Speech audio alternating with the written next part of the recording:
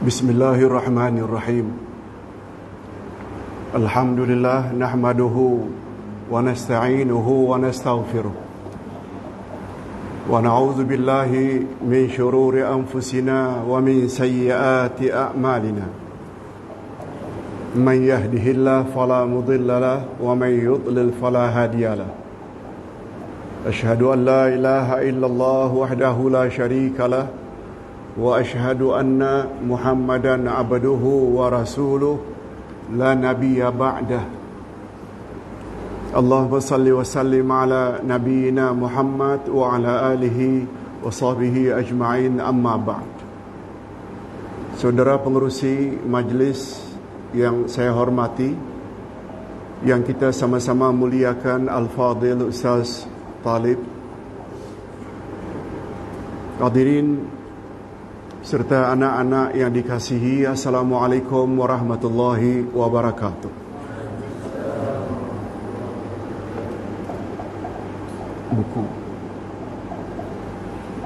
Alhamdulillah, kita bersyukur kehadirat Allah Azza wa Jalla.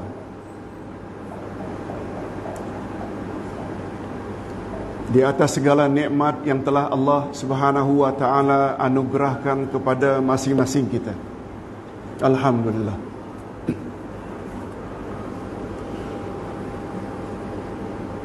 Hanya saja yang perlu semua tahu, dalam Islam nikmat yang paling tinggi dan paling utama adalah nikmatul iman, nikmatul Islam. Walaupun kita tidak nafikan nikmat ketinggian pangkat, nikmat banyaknya harta juga adalah nikmat. Namun nikmat yang paling tinggi adalah nikmatul iman.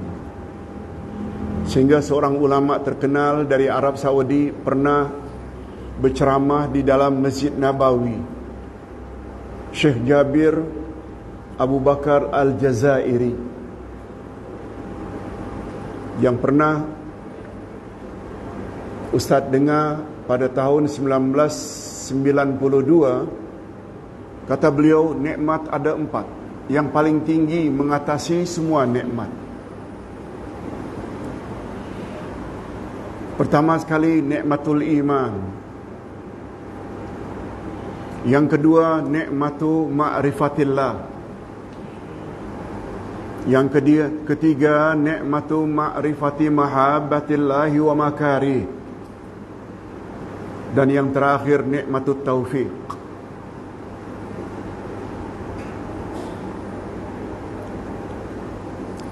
Tolong anak-anak ikuti 4 macam nikmat tadi. Nikmatul iman, nikmatul iman, nikmatu ma'rifatillah, nikmatu ma'rifati mahabbatillah wa makari, nikmatut taufiq. Nikmat yang paling tinggi mengatasi semua nikmat. Pertama sekali nikmatul iman. Yang kedua nikmatu ma'rifati mahabbatil, nikmatu ma'rifatillah. Yang kedua nikmat mengenal Allah. Yang ketiga nikmatu ma'rifati mahabbatillahi wa makari, nikmat mengetahui apa yang Allah suka dan apa yang Allah benci. Dan terakhir nikmat taufik.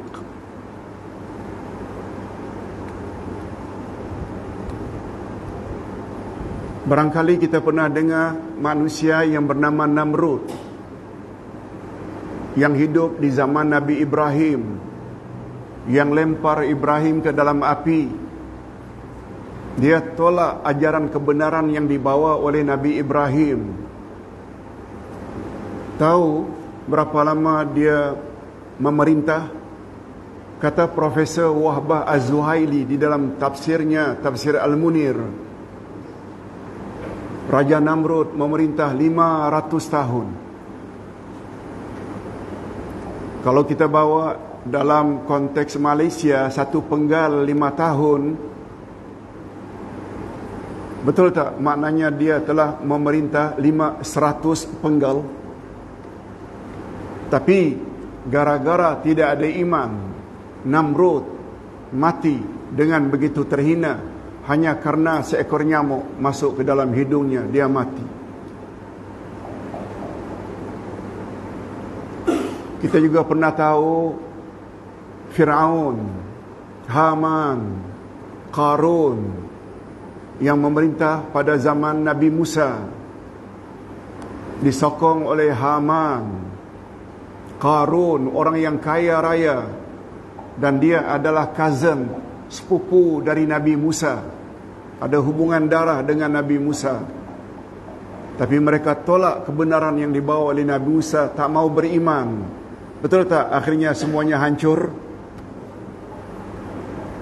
gara-gara tidak ada iman. Abu Lahab, nama asalnya Abdul Uzza, cuma karena handsome-nya, karena gagahnya, dia dipanggil Abu Lahab, iaitu orang yang bernyala-nyala, berseri-seri wajahnya. Selain itu dia juga adalah uncle atau pakcik Rasulullah, manusia yang paling dikasihi oleh Allah Subhanahu wa taala.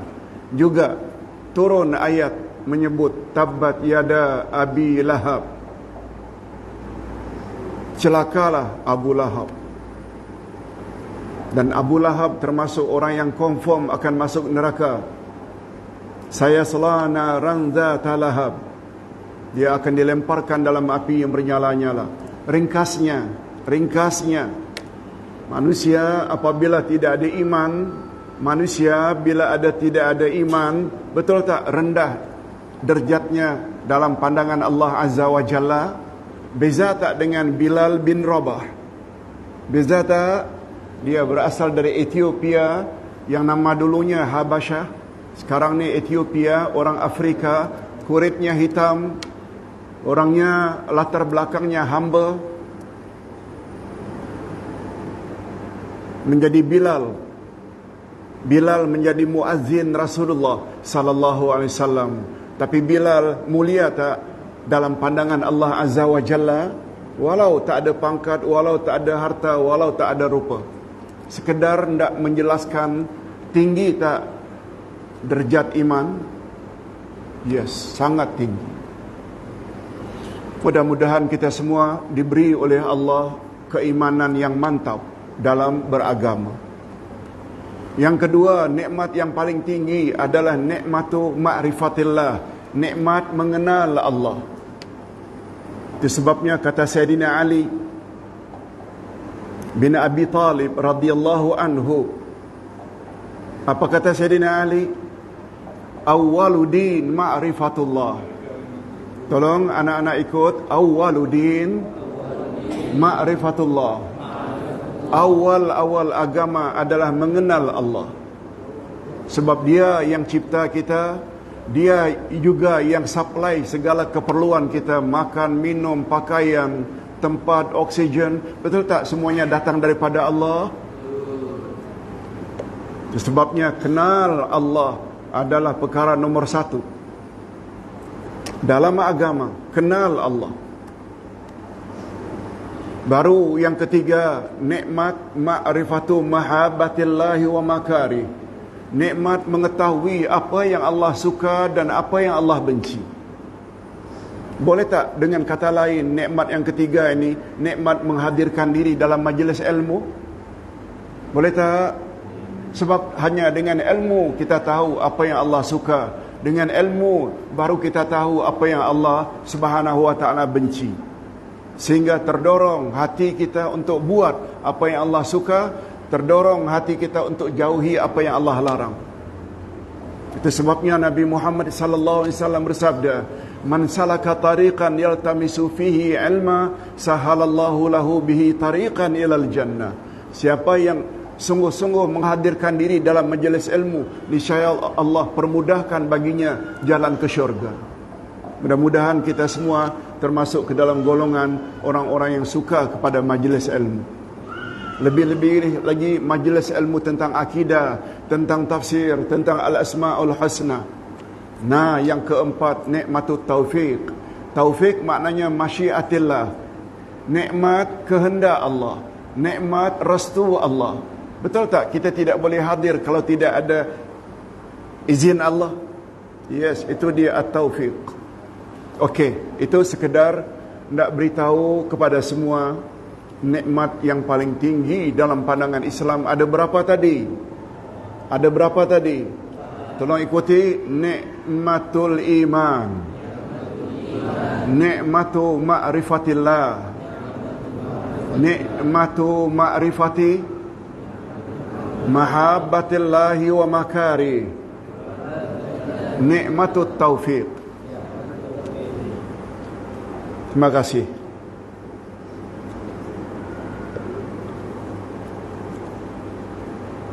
Hadirin, khasnya anak-anak sekalian serta para jamaah, agama Islam adalah satu-satunya agama yang diredai oleh Allah Subhanahu wa taala. Tolong ikuti. A'udzubillahi minasyaitonir rajim. Inna ad-dina 'indallahil Islam. Sesungguhnya agama di sisi Allah hanya Islam. Ayat 19 dari surat Ali Imran. Surah yang sama, Ali Imran ayat 85. Wa may yabtaghi ghairal islami dina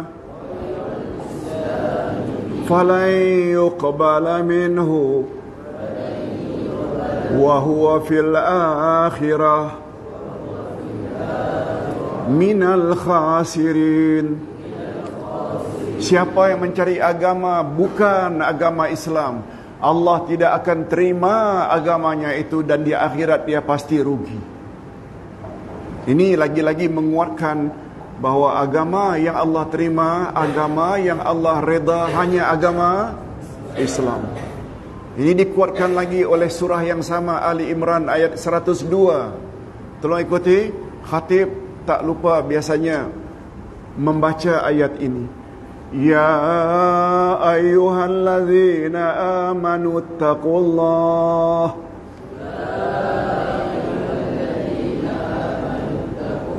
haqqa tuqatih wa la tamutunna illa wa antum muslimun. Hei orang-orang beriman, bertakwalah kamu kepada Allah dengan sebenar-benar takwa, dan jangan hendaknya kamu mati kecuali sebagai orang yang beragama Islam.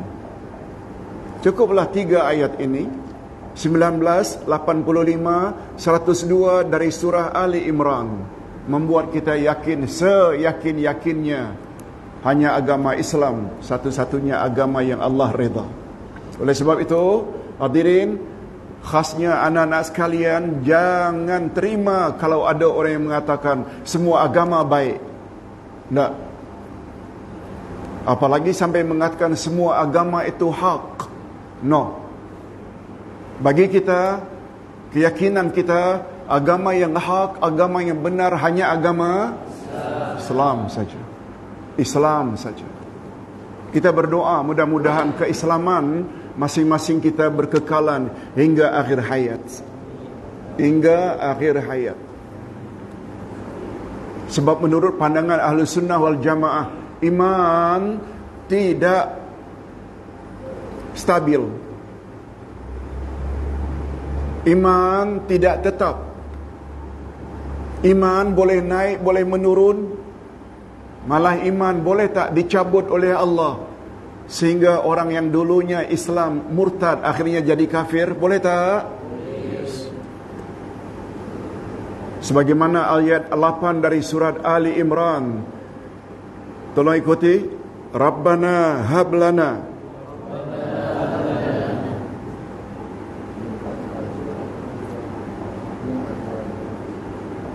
Rabbana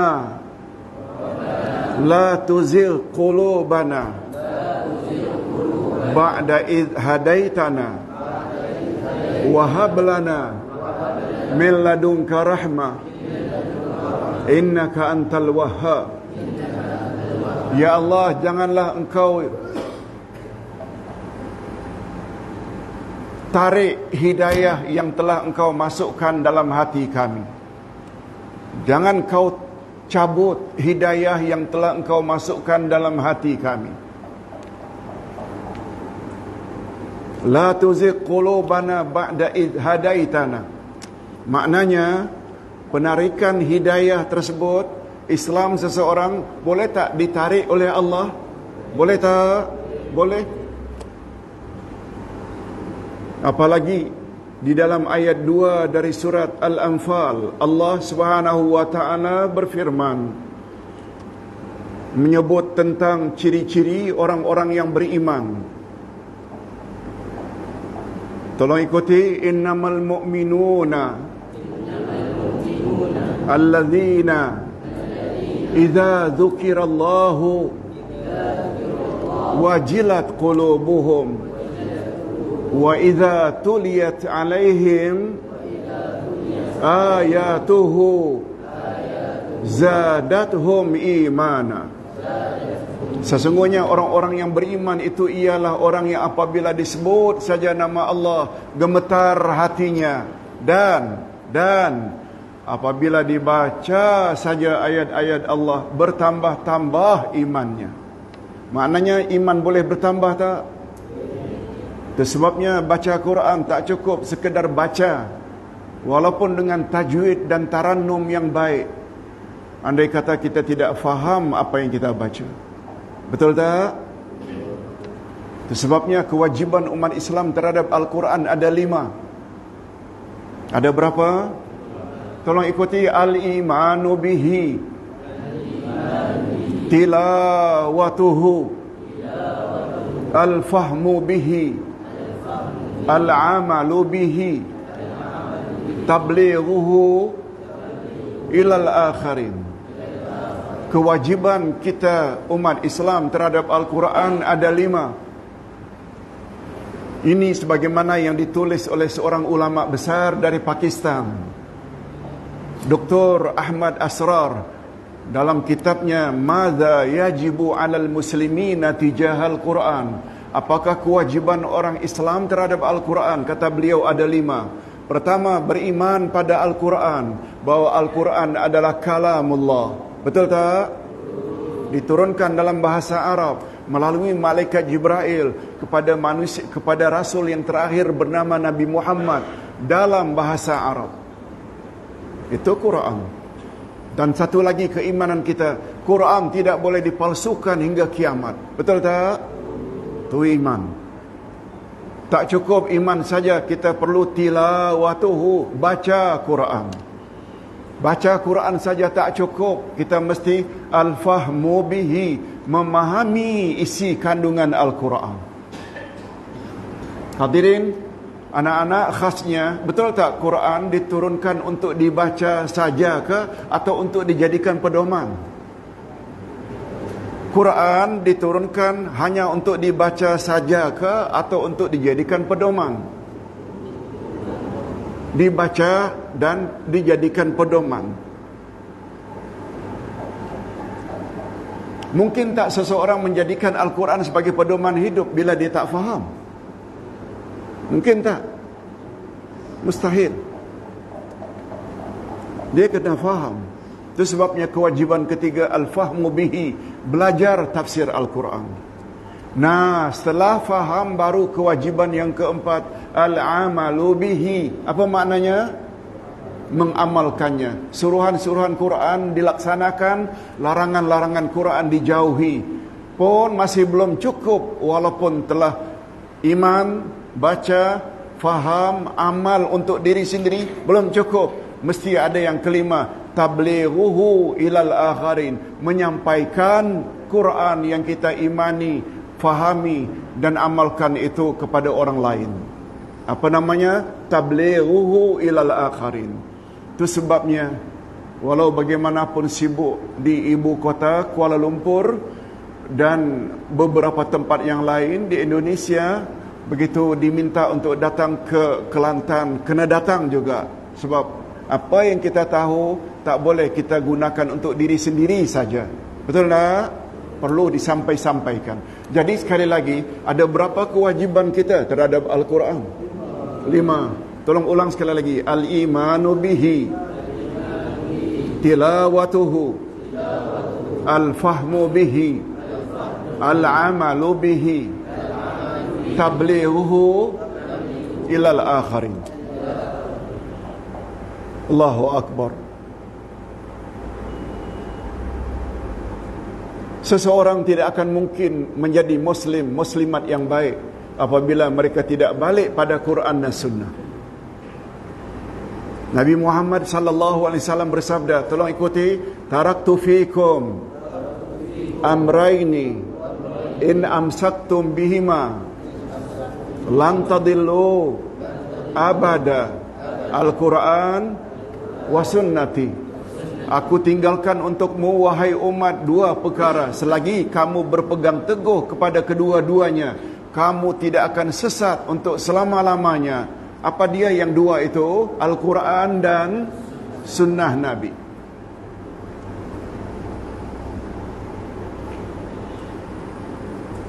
Kalaulah Rasulullah sallallahu alaihi wasallam memberi jaminan kita tak akan sesat bila kita ikut Quran dan Sunnah, perlu tak kita tahu apa yang ada dalam Quran dan apa yang ada di dalam Sunnah Nabi? Perlu tak?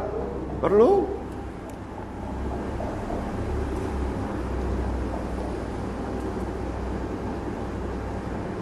Hadirin, khasnya anak-anak sekalian,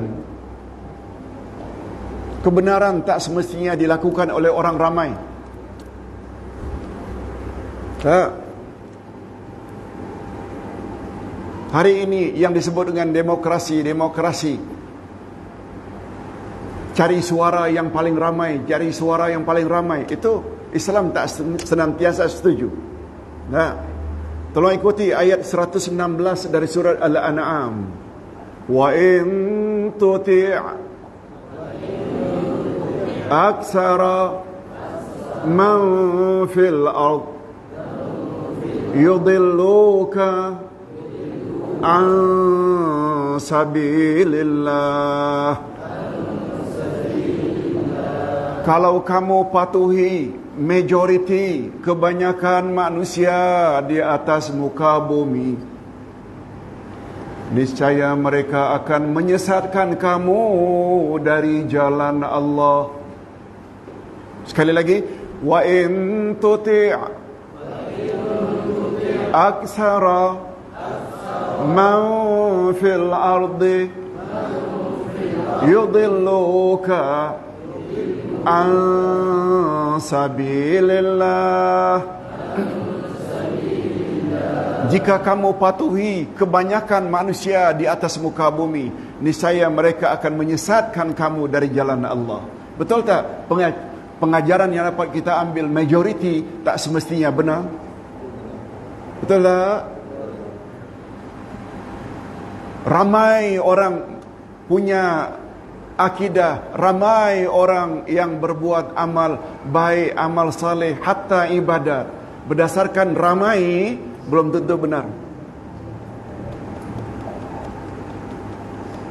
Itu sebabnya seorang sahabat terkenal yang bernama Abdullah bin Mas'ud pernah berkata tentang Ahlus Sunnah wal Jamaah. Anak-anak sekalian, betul tak bahwa pahaman yang selamat adalah Ahlus Sunnah wal Jamaah? Betul tak? Nabi bersabda, umatku akan berpuak-puak menjadi 73 puak. 72 daripadanya masuk neraka, kecuali 1. Begitu ditanya siapa golongan yang 1 itu, hanya mereka saja yang layak masuk syurga. Tolong ikuti jawab Nabi, ma ana alaihi wa ashabi. Mereka yang ikut aku dan ikut sahabat-sahabatku. Itu dia Ahlus Sunnah wal Jamaah. Syiah tidak termasuk, walaupun mereka namakan mereka Islam.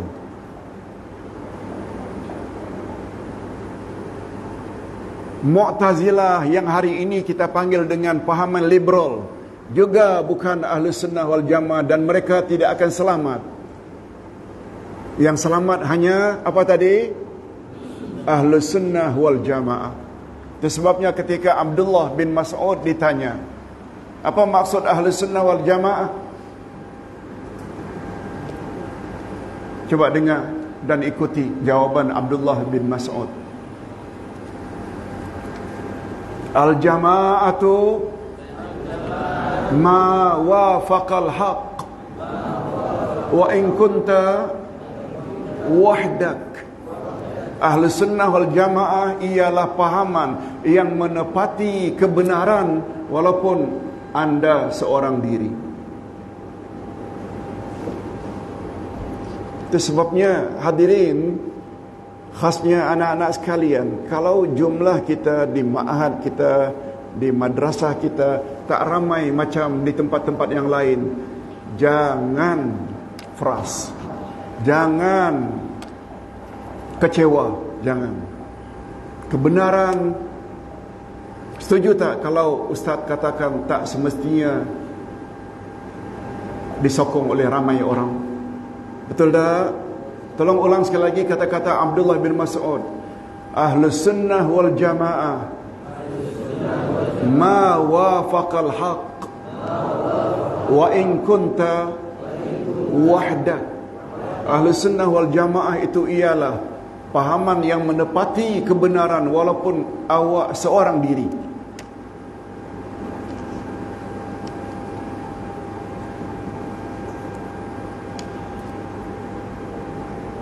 Sidang jamaah yang dihormati sekalian. Dan al-haq itu datangnya dari mana? Al-haq, kebenaran itu datangnya dari mana? Tolong ikuti ayat ini, 147 Al-Baqarah. Al-haqqu mir rabbik fala takunanna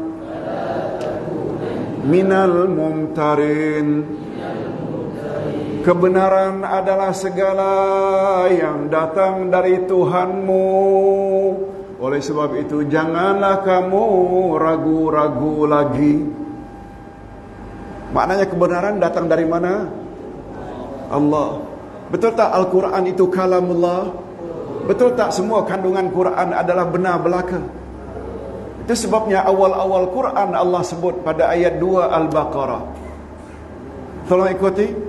Zalikal kitabu la raiba fih hudal lil muttaqin. Inilah kitab Al-Quran, tidak ada sedikit pun keraguan di dalamnya, pedoman bagi orang-orang yang bertakwa. Oleh sebab itu, kalau kita benar-benar ingin jadi orang yang bertakwa, mustahil apabila Quran tidak dijadikan panduan. Awal-awal Quran lagi Allah dah sebut hakikat itu.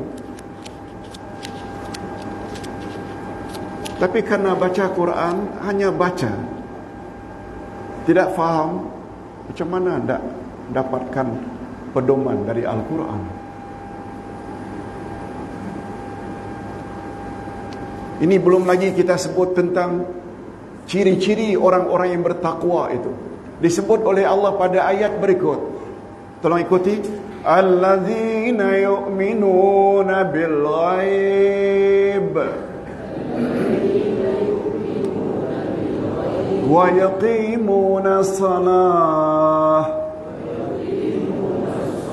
wa mimma razaqnahum yunfiqun. Orang yang bertakwa itu ialah, pertama, mereka beriman kepada yang gaib. Ini yang dalam ilmu tafsir disebut dengan Quran ditafsirkan oleh Al-Quran. Yang di dalam derajat tafsir Al-Quran yang paling tinggi kualitinya bila Quran ditafsirkan oleh Al-Quran. Apa sebab? Betul tak Quran kalamullah? Lalu ditafsirkan sendiri oleh Allah. Betul tak itu yang paling tepat? Baru yang kedua, bila ayat Quran ditafsirkan oleh hadis Nabi. Sebab Nabi Muhammad betul tak maksum dan dibimbing oleh Allah Azza wa Jalla. Baru yang ketiga, aqwalus sahabah, perkataan sahabat-sahabat Nabi. Quran, tafsir Quran nomor satu. Quran ditafsirkan oleh hadis Nabi nomor dua. Quran ditafsirkan oleh pendapat-pendapat para sahabat Nabi. Aqwalus sahabah itu nomor tiga. Baru yang keempat, kelima, keenam, dan paling bawah sekali bila Quran ditafsirkan dengan akal semata.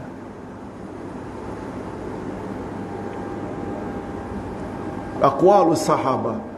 Mengapa Pak Ustaz tafsir Quran yang ketiga tingginya adalah pandangan para sahabat? Betul tak sahabat-sahabat Nabi adalah murid Nabi Muhammad sallallahu alaihi wasallam?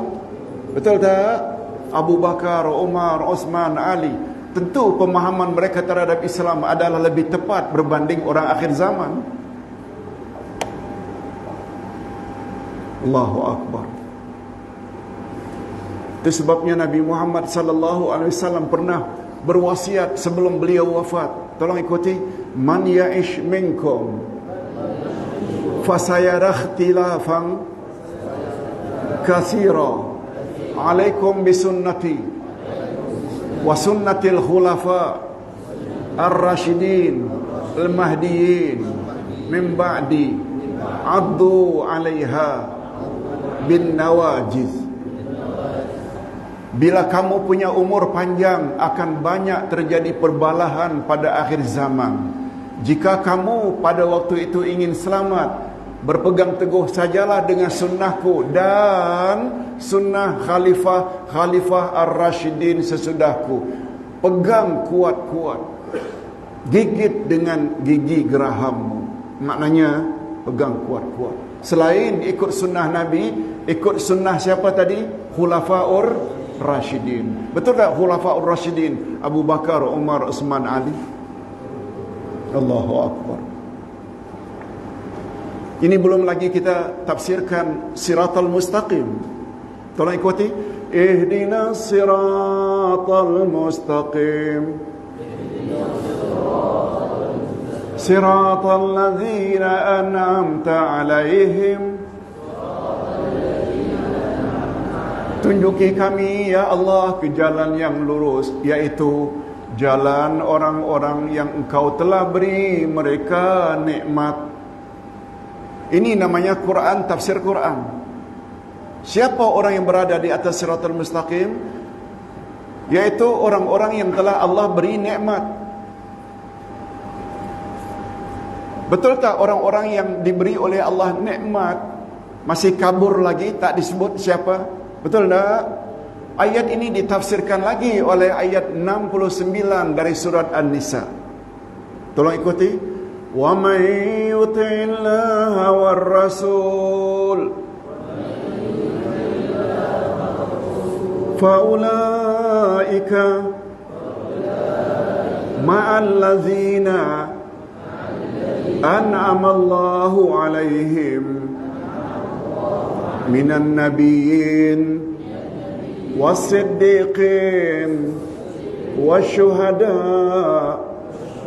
was-salihin wa hasuna ulaika rafiqa. Ini ayat menafsirkan siratal ladzina an'amta 'alaihim. Barang siapa yang taat Allah dan Rasul, mereka kelak akan dihimpun bersama-sama di akhirat dengan orang-orang yang Allah telah beri mereka nikmat. Lalu Nabi sebut 4 golongan. An-nabiyyin, nabi-nabi. Was-siddiqin, siddiq-siddiq. Wasyuhada, orang-orang mati syahid. Was-salihin, orang-orang saleh. Mereka lah orang yang paling baik untuk dijadikan teman. Pertama sekali dari 4 kelompok tadi, Allah sebut siapa? Orang yang konform berada di atas jalan yang lurus. Nabi-nabi. Dan tentu saja untuk kita umat akhir zaman, kita perlu ikut siapa? Siapa Nabi itu? Nabi Muhammad. As-Siddiqin, betul tak yang paling popular mendapat gelar As-Siddiq adalah Abu Bakar? Ikut Abu Bakar. Asyuhada, termasuk tak 3 sahabat yang mati dibunuh ketika menjalankan tugas kekhalifahan? Betul tak? Semuanya mati syahid. Umar, Osman, Ali. Lihat. Bila faham ayat Quran, kita tahu mana yang patut kita ikut dalam hidup ini, supaya kita berada di atas jalan yang lurus. Last sekali, as-salihin. As-salihin maknanya orang-orang saleh, termasuk tak Imam Abu Hanifah, Imam Malik, Imam Asy-Syafi'i, Imam Muhammad ibnu Hanbal? Yes, mereka termasuk orang saleh. Kita yang berpahaman Ahlus Sunnah wal Jamaah, akui tak keempat-empat mazhab itu? Akui tak? Satu rahasia yang tak boleh kita lupakan. Dalam urutan yang 4 tadi, disebut siapa dulu? Yang kedua, Siddiq. Yang ketiga, syuhada. Yang keempat, salihin. Kata Nabi, tolong ikuti, ibda bima bada Allahu bihi. Dahulukan olehmu apa saja yang Allah telah dahulukan. Betul tak Nabi dulu? Kemudian Abu Bakar, Umar, Osman, Ali, baru orang saleh. Contoh mudah, tolong ikuti. Apabila kamu ingin mendirikan salat, idza qumtum ila salati faghsilu wujuhakum wa aydiyakum ilal marafiq, hingga akhir ayat. Bila kamu akan mendirikan salat, hendaklah kamu terlebih dahulu berwuduk dengan membasuh muka, kemudian tangan hingga ke siku. Betul tak? Kemudian sapu kepala, kemudian basuh kaki. Ada urutan tak? Ada urutan tak?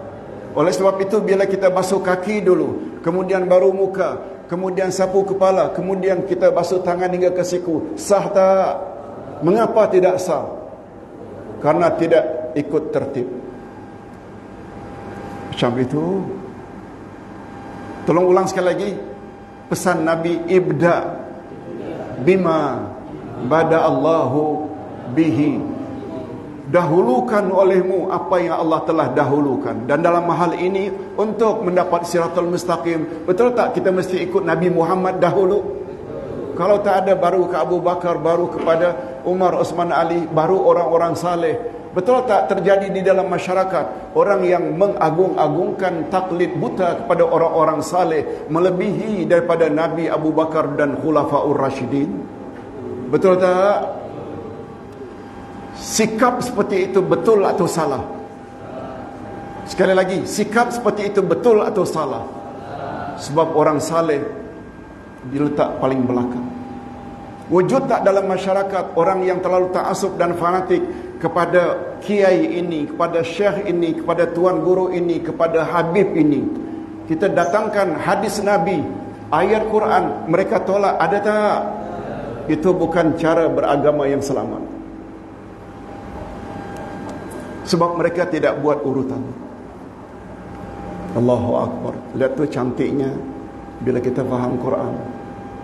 Cantiknya bila kita faham Quran.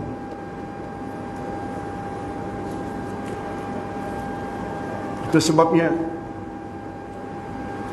untuk jadi orang yang bertakwa tadi, Allah Subhanahu wa taala sebut pertama-tama orang-orang yang beriman kepada yang maha ghaib atau kepada yang ghaib.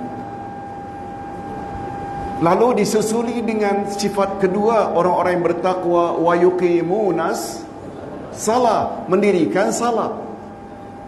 Baru kemudian yang ketiga, wa mimma razaqnahum yunfiqun, dan segelintir dari harta yang mereka miliki mereka infak. Hadirin, khasnya anak-anak sekalian, coba lihat urutannya. Coba lihat urutannya. Sifat orang-orang yang bertakwa diawali dengan apa tadi? Alladzina yu'minuna bil ghaib. Yang kedua, wa yuqimunas salah. Yang ketiga, wa mimma razaqnahum. Apa dia lambang alladzina yu'minuna bil ghaib? Betul tak itu lambang akidah, keimanan? Betul tak? Baru kemudian mendirikan salat. Betul tak? Salat itu adalah ibadat, menjalin hubungan baik dengan Allah. Baru yang ketiga, infak. Betul tak itu hubungan insan dengan insan? Zakat, muamalat. Ni dia urutan. Tolong ulang sekali lagi. Ibda bima bada Allahu bihi. Dahulukan apa yang Allah telah dahulukan dalam Al-Quran atau dalam hadis Nabi sallallahu alaihi wasallam. Nah, sekarang timbul pertanyaan, rukun Islam yang 5 bermula dari salat ke, haji ke, zakat, atau 2 kalimah syahadat? 2 kalimah syahadat. Mengapa dalam masyarakat kita di Nusantara, bukan hanya Malaysia, termasuk Indonesia, Singapura, Brunei, bila ditanya apa itu rukun salat, apa itu syarat dan perkara yang boleh membatalkan salat, pada umumnya mereka boleh jawab tak? Apa dia rukun, syarat dan perkara yang boleh membatalkan puasa, umrah, haji, zakat? Umumnya boleh jawab. Tapi bila ditanya apa rukun 2 kalimah syahadat, setuju tak kalau Ustaz katakan banyak yang tak boleh jawab? Padahal menurut urutan rukun Islam, mana dahulu, salat ke atau 2 kalimah syahadat? Sesuai tak dengan ayat Al-Quran tadi menjelaskan tentang orang yang bertakwa, iman pada yang gaib? Betul tak itu adalah bab iman? Betul tak itu bab akidah? Baru wa yuqimuna salah, bab salat.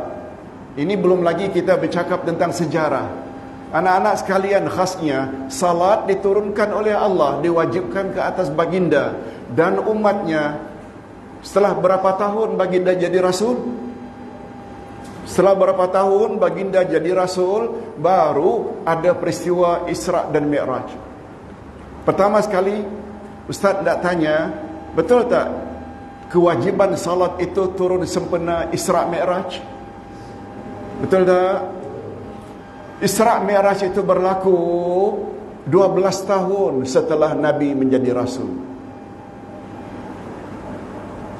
Tempat dakwah Nabi Muhammad ada 2 di zaman baginda hidup. Pertama Mekah, yang kedua Madinah. Berapa tahun di Mekah? 13 tahun, betul. Berapa tahun baginda sempat hidup di Madinah? 10 tahun. Itu sebabnya tahun 10 baginda wafat. 10 hijrah. Jadi 10 tambah 13 jadi berapa? Baginda diangkat jadi rasul umur 40, meninggal umur 63. Betul tak? Masa dakwah Nabi Muhammad 23 tahun. Berapa tahun tadi di Mekah? 13 tahun. Berapa tahun di Madinah? Isra dan Mi'raj berlaku, ada kaitan tak dengan kesedihan Nabi Muhammad karena kewafatan orang yang beliau sangat sayangi, iaitu Abu Talib dan Khadijah? Betul tak? Dalam keadaan sedih, orang kafir semakin berani sebab orang yang selama ini backing baginda, lindungi baginda, Khadijah dan Abu Talib, berselang tak beberapa bulan atau beberapa tahun meninggal dunia kedua-duanya. Sehingga baginda, betul tak, akhirnya pergi ke Taif sebagaimana pesan dari datuknya Abdul Muttalib.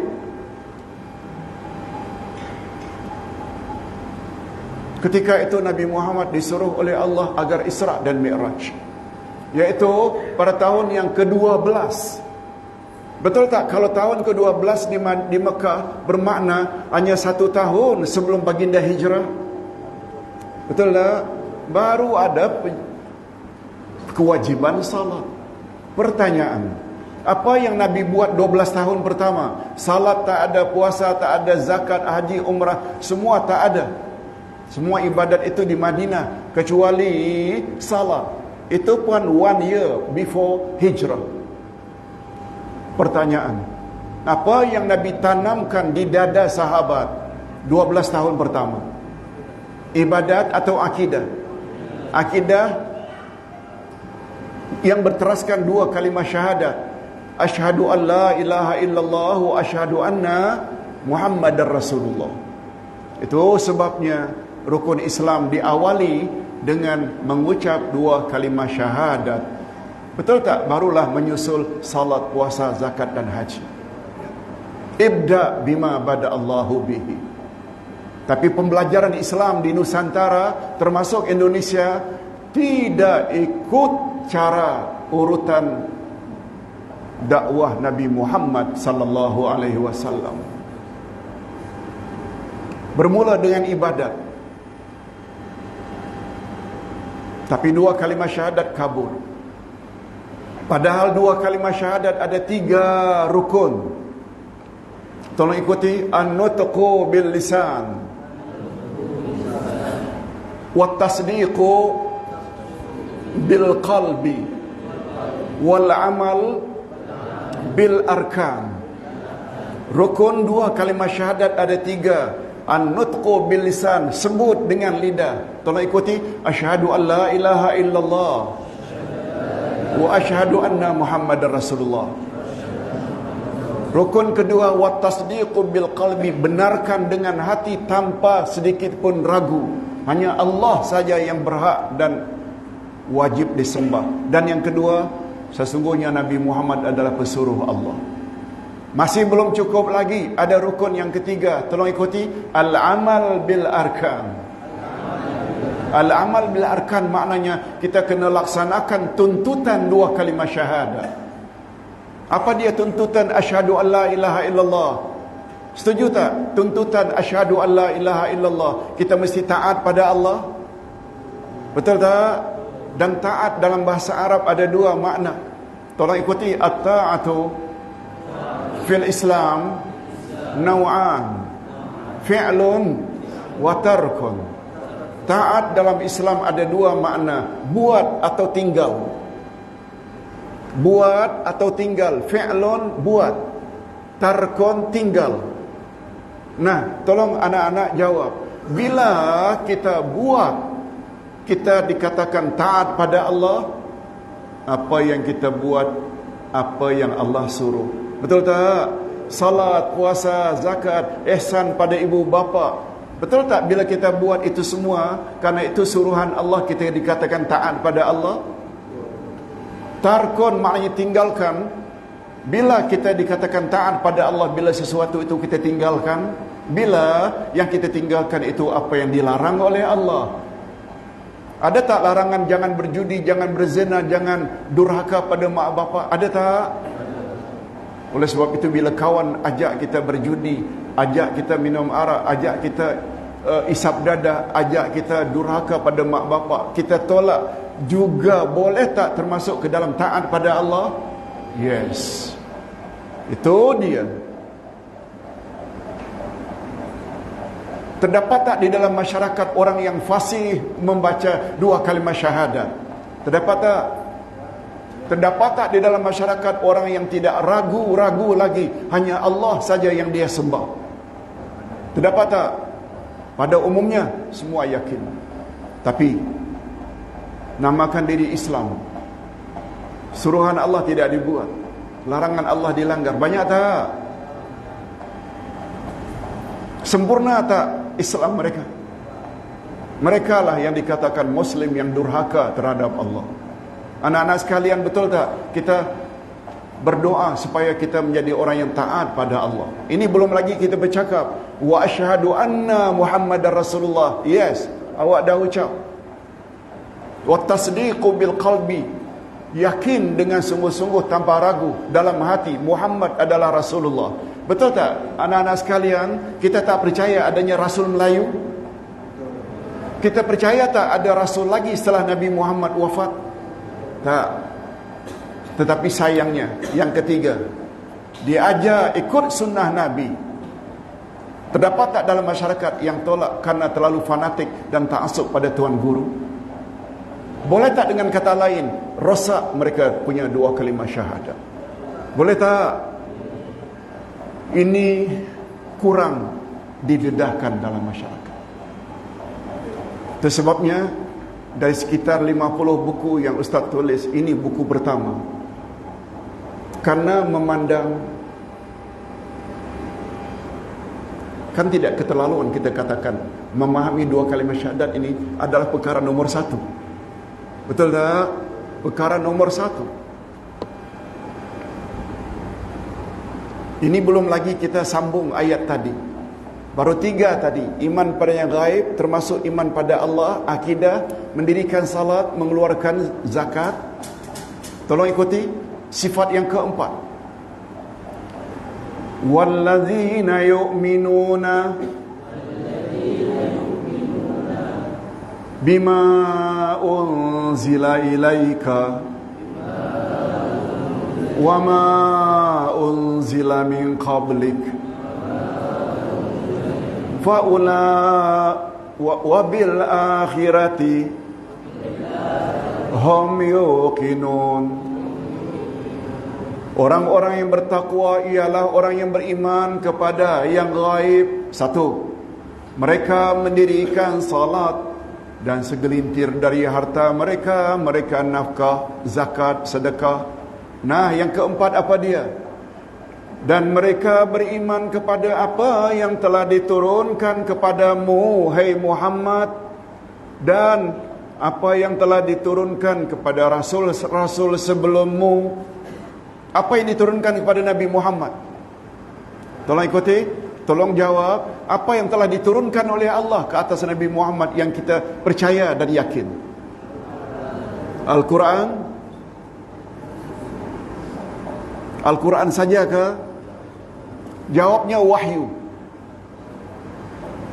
Dan wahyu itu terbagi 2. Tolong ikuti sabda Nabi. Unzila alayyal Quran wa misluhu ma'ah. Telah diturunkan kepadaku Al-Quran dan yang semisal dengannya. Sepakat ulama hadis mengatakan yang semisal dengan Quran adalah hadis Nabi, sunnah Nabi. Sebab Nabi Muhammad bercakap berdasarkan hawa nafsu atau wahyu. Tolong ikuti ayat 3 dan 4 dari surat An-Najmi. Wa ma yantiqu 'anil hawa in huwa illa wahyu yuha. Tidaklah Nabi Muhammad itu bercakap berdasarkan hawa nafsu. Semua percakapan Nabi adalah wahyu. Jadi sekali lagi, yang diturun kepada Nabi Muhammad satu saja ke Al-Quran atau Quran dan Sunnah? Quran dan Sunnah. Quran dan Sunnah. Anak-anak sekalian, khasnya Quran tak akan mungkin sempurna kita fahami. Tak akan mungkin. Impossible. Andai kata kita tidak jadikan Nabi Muhammad sebagai penafsir utamanya. Itu sebabnya pada ayat 44 dari surat An-Nahl, tolong ikuti tugas utama Nabi. Tolong ikuti. Wa anzalna ilaika dzikr litubayyana linnas ma nuzila ilaihim. Dan kami telah turunkan kepada engkau, hai Muhammad, Al-Quran, supaya engkau jelaskan kepada umat manusia apa yang ada dalam Quran. Hadirin sekalian, khasnya anak-anak Al-Hafiz, betul tak perintah Allah dalam Al-Quran bersifat umum? Betul tak?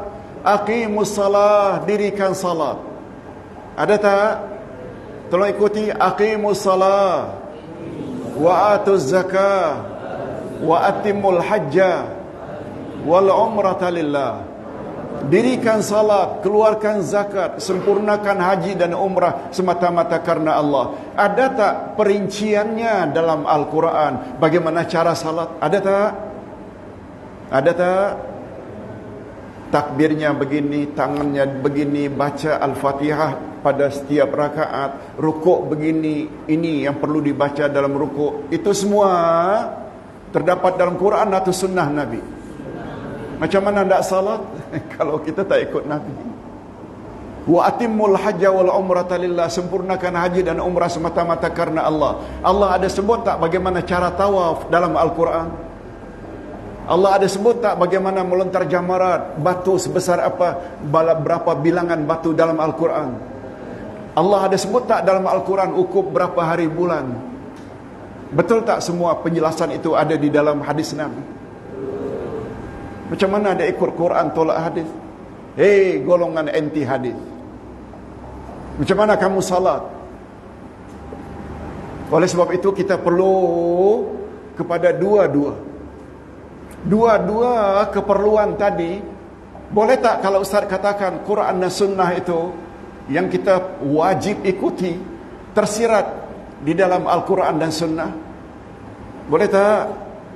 Al-Quran, asyhadu an la ilaha illallah, keimanan kita terhadap Allah, termasuk tak di dalamnya kita beriman kepada kalamullah?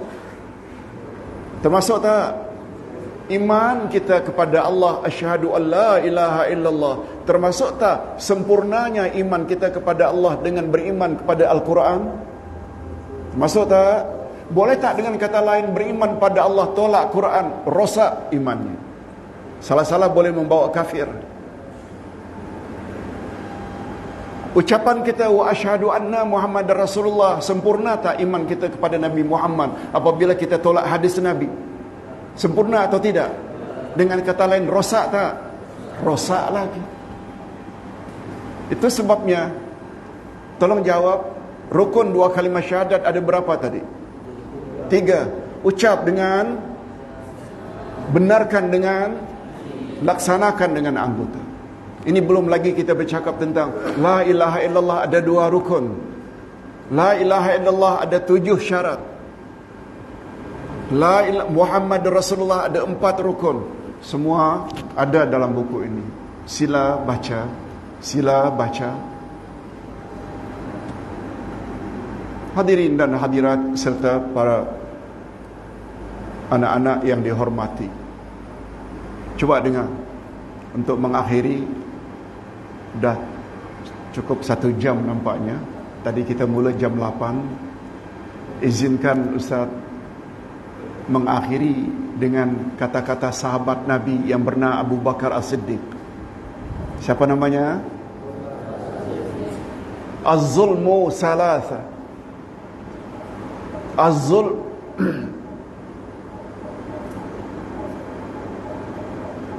Az-zulumatu khamsun wasuruju laha khamsun. Bukan ayat Quran, bukan hadis Nabi, tapi memahami ini sangat penting. Ingat selalu, hadirin, khasnya anak-anak, az-zulumatu khamsun, gelap ada 5. Wasurujulaha, pelita yang meneranginya juga ada 5. Kata siapa tadi? Abu Bakar As-Siddiq. Ini bukan ayat Quran, ini bukan hadis Nabi. Tapi kita setuju tak Abu Bakar adalah orang yang paling faham tentang Islam setelah Nabi Muhammad? Betul tak? Betul tak? Beliau adalah orang pertama dari 10 yang garanti masuk syurga? Betul tak? Beliaulah orang dewasa yang mula-mula memeluk Islam?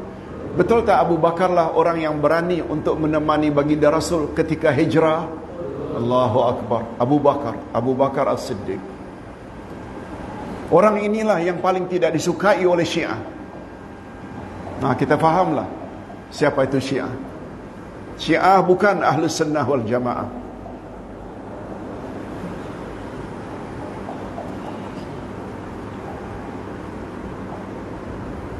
Hadirin dan hadirat, kalau Abu Bakar kata gelap ada 5, pelita yang menerangi ada 5, kita tidak pilih yang terang atau yang gelap. Yang terang atau yang gelap? Yang terang. Allah sudah berfirman dalam Al-Quran 2 ayat setelah ayatul kursi. Kalau ayatul kursi 255 Al-Baqarah, ini ayat yang ke-257. Tolong ikuti. Allahu waliyul ladzina amanu yukhrijuhum minaz zulumati ilan nur. Allah adalah pemimpin orang-orang yang beriman, yang mengeluarkan mereka dari kegelapan, membawa mereka kepada terang benderang. Lihat tu peranan Allah. Mengeluarkan mereka dari kegelapan, maknanya gelap di sini kafir, membawa mereka kepada terang benderang, kepada iman. Tafsiran lain, mengeluarkan mereka dari kegelapan, kegelapan dengan makna kesesatan, lalu mengeluarkan mereka kepada terang benderang dengan makna hidayah atau petunjuk. Dua-dua boleh. Bagus tak kerjanya Allah? Cantik tak? Cuma apa Allah kata pada ayat berikut atau sambungan ayat, walladzina kafaru awliya'uhumut taghut yukhrijunahum minan nar ila zulumat ulaika ashabun nar hum fiha khalidun. Sedangkan orang-orang kafir, pelindung dan pemimpin mereka adalah taghut. Sayyidina Umar ketika ditanya apa itu taghut, taghut maknanya syaitan, taghut kepada selain Allah. Yang pertama tadi Allah kan, taghut ini segala yang ingin menjauhkan kita dari kebenaran. Pemimpin mereka siapa? Taghut, orang kafir, pemimpin mereka, pelindung mereka taghut. Apa peranan taghut? Yukhrijunahum minan nuri ila zulumat, yang telah mengeluarkan mereka daripada cahaya, membawa mereka kepada gelap gulita. Betul tak kerja syaitan supaya kita murtad, keluar dari Islam? Betul tak kerja syaitan supaya kita yang telah mendapat hidayah supaya kita sesat? Betul tak?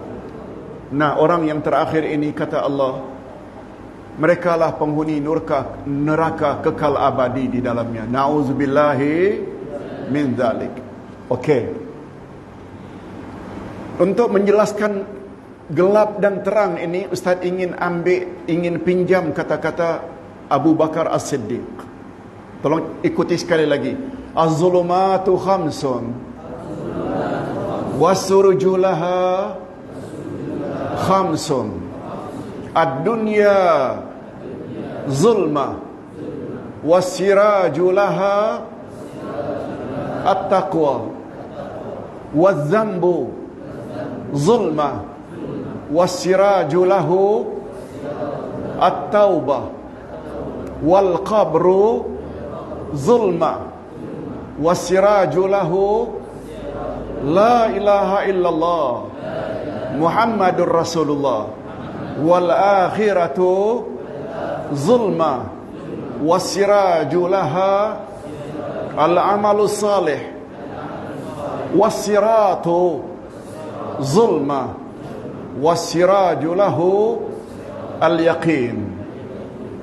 Sekali lagi, ini bukan ayat Quran, juga bukan hadis Nabi, tapi kata-kata siapa tadi? Bagus tak kata-kata Abu Bakar As-Siddiq untuk kita jadikan panduan? Coba dengar baik-baik secara ringkas. Gelap ada berapa tadi? Pelita yang meneranginya juga ada. Dunia adalah gelap, walaupun ada api, lampu, ada matahari. Kata Abu Bakar, dunia ini gelap. Wasirajulaha at-taqwa. Pelita yang menerangi dunia adalah takwa. Kita dah sebut tadi ciri-ciri orang-orang yang bertakwa pada awal Quran. Ada berapa tadi? 5. Iman kepada yang gaib, mendirikan salat, mengeluarkan segelintir harta kepada fakir miskin.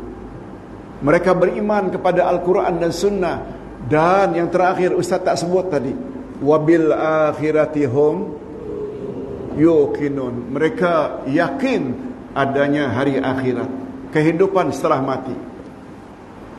Komen sedikit tentang ayat itu. Dari 5 sifat orang yang bertakwa tadi, ada berapa yang ada kaitannya dengan akidah? Betul, 3. Alladzina yu'minuna bil ghaib. Betul tak itu akidah? Iman, yu'minun, iman. Yang kedua, walladzina yu'minuna bima unzila ilaika, terhadap Quran yang diturunkan termasuk iman tak?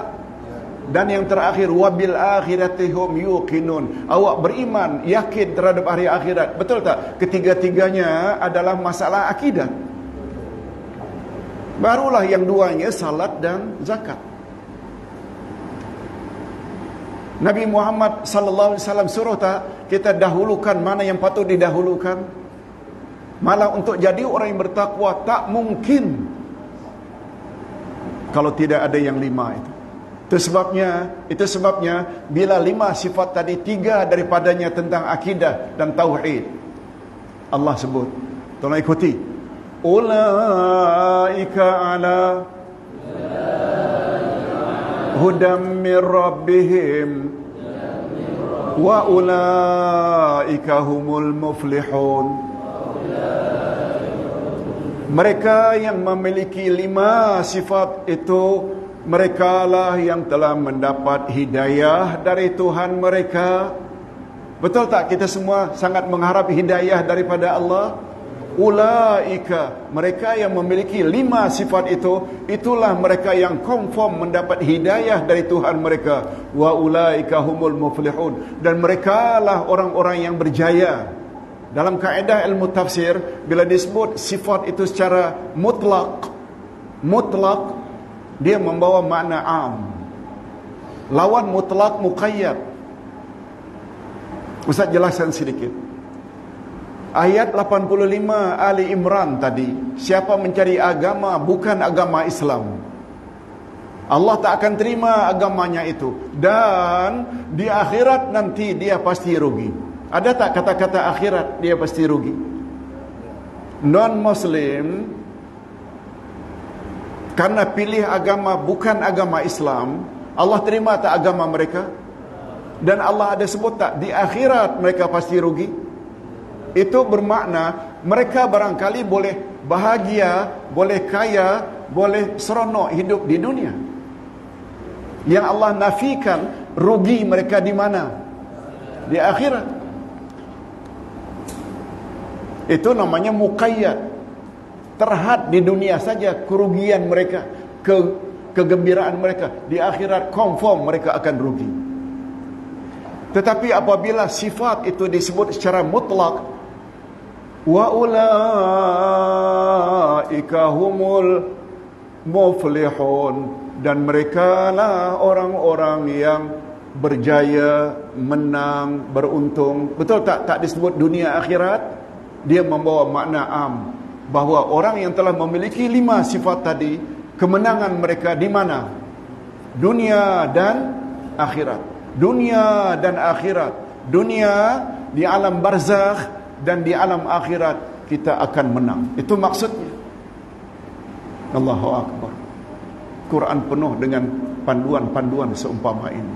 Okey, kita berbalik tadi kepada gelap ada 5, pelita yang menerangi ada 5. Pertama, dunia adalah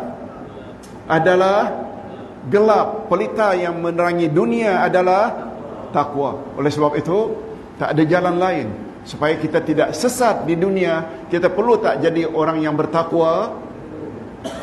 Untuk jadi orang yang takwa, perlu tak kita merujuk kepada Al-Quran? Ya, dia akan ke situ.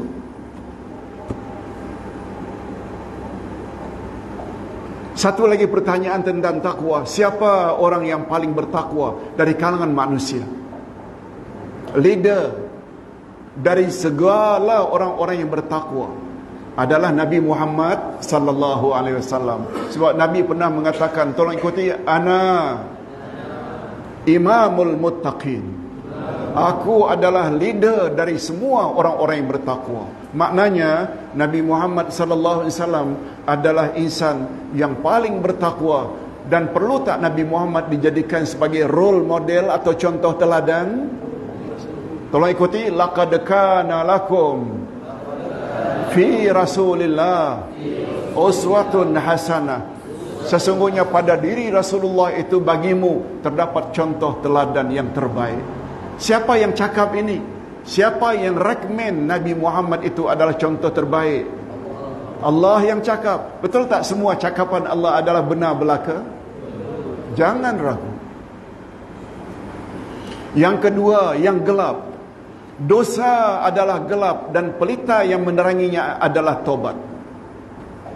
Az-zulmu dalam Islam, selain maknanya zalim, dia juga membawa makna gelap. Sebab kata Nabi, seseorang yang apabila telah buat dosa, ada dengar tak, satu bintik hitam akan melekat pada hatinya. Ada tak? Itu dia zulm, gelap. Bila 3, bila 4 pula. Bila 5 pula. Dah mula berbintik-bintik hatinya. Bila dosa demi dosa, boleh jadi tak hatinya akan hitam dan gelap? Boleh jadi tak? Dan bila itu terjadi, ini yang Allah katakan pada ayat 7. Ayat 6 dan 7, sambungan ayat tadi. Tolong ikuti. Wallazina kafaru, innal ladzina kafaru sawa'un 'alaihim a'anzartahum am lam tunzirhum la yu'minun. Sesungguhnya orang-orang kafir, mereka kamu beritahu atau kamu tidak beritahu, sama saja bagi mereka. Mereka tidak mau beriman. Orang kafir mau beriman tak? Tak. Kamu beri tazkirah, kamu beri nasihat, kamu berdakwah, dia tak.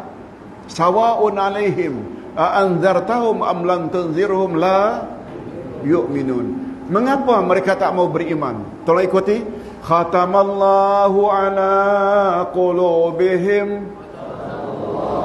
wa ala sam'ihim wa ala absarihim ghishawah wa lahum azabun azim. Sebab mereka tak mau terima itu karena hati mereka telah terkunci mati karena dosa yang sekian banyak. Jadi tak boleh terima kebenaran. Na'udzubillah min dzalik. Telinga mereka tertutup, tak mau dengar nasihat. Mata mereka tak mau melihat kebesaran Allah. Bagi mereka azab yang besar. Na'udzubillahi min dzalik. Jadi macam mana cara supaya hati jadi bersinar balik, bersih? Apa dia tadi? Dia punya cahaya. Kalaulah dosa itu gelap, pelita yang menerangi dosa adalah tobat.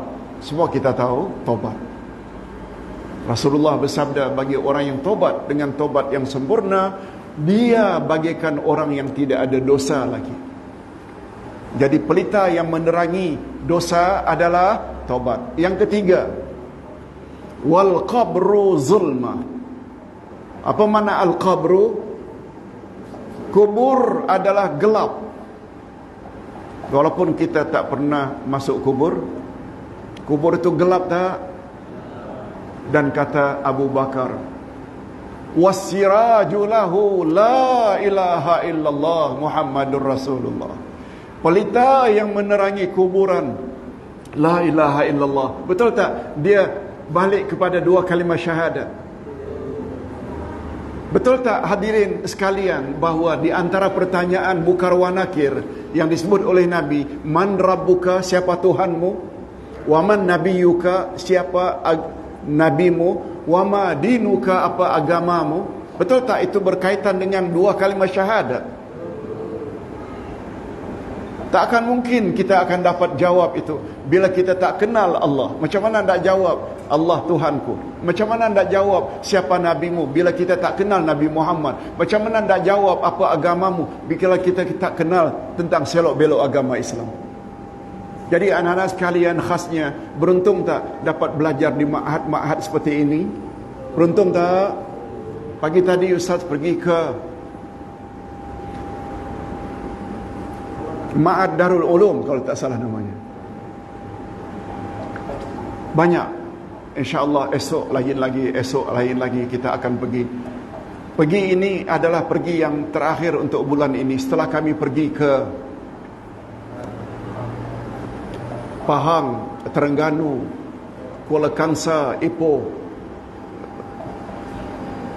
Pasir Putih, esok insya-Allah ke Kota Baru.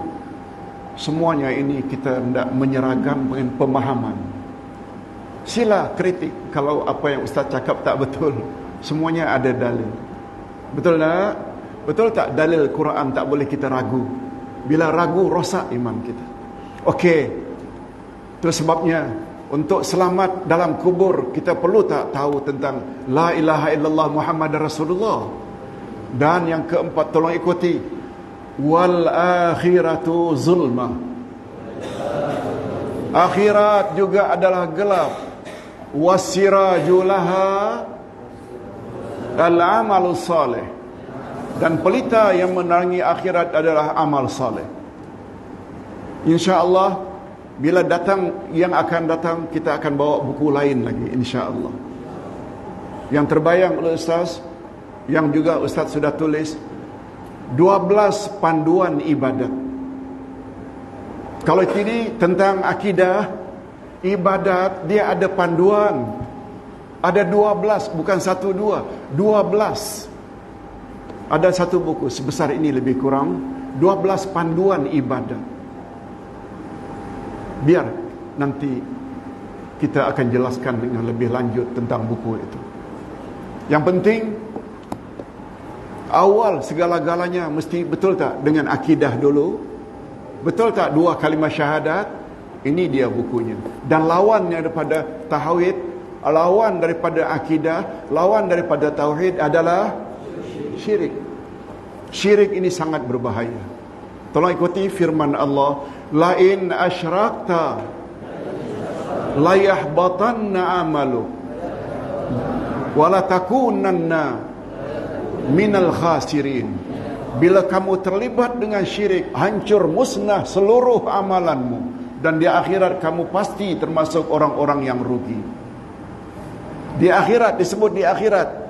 Ini yang disebut dengan muqayyad tadi. Barangkali orang yang banyak beramal tapi tidak ikut cara Rasul, dia boleh berbangga, dia akan dipuji sebagai orang taat di dunia. Okey, tak apa. Tapi di akhirat nanti, kamu beribadat tapi syirik, khurafat kamu buat juga, zero, tak ada value, tak ada nilai sama sekali di akhirat nanti. Tolong ikuti sekali lagi, la in asyrakta la yahbatanna amaluk wala takunanna minal khasirin. Bila kamu terlibat dengan syirik, hancur musnah seluruh amalanmu, dan di akhirat nanti kamu pasti termasuk orang-orang yang rugi.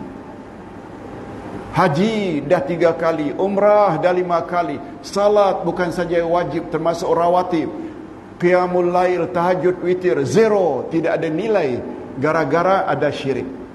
Ni bahaya syirik. Allah sebut pada ayat lain, orang yang melakukan syirik, Allah haramkan dia daripada masuk syurga. Allah sebutkan dalam surat An-Nisa ayat 48. Tolong ikuti, innallaha la yaghfiru ayyushraka bih. Sesungguhnya Allah tidak akan ampun dosa orang-orang yang berbuat syirik. Dengan kata lain, syirik bahaya tak? Ini ada dalam buku yang kedua. Nah, kita sampai ke bahagian yang terakhir. Tolong sambung. Gelap ada berapa? Pelita yang menerangi juga. Dunia adalah gelap, pelita yang meneranginya. Dosa adalah gelap, pelita yang meneranginya. Kubur adalah gelap, pelita yang meneranginya. La ilaha illallah Muhammad Rasulullah. Akhirat adalah gelap, pelita yang meneranginya amal saleh. Itu yang akan kita jelaskan nanti bila datang insya-Allah. Dan yang terakhir, was-siratu zulma. Titian siratal mustaqim juga adalah gelap.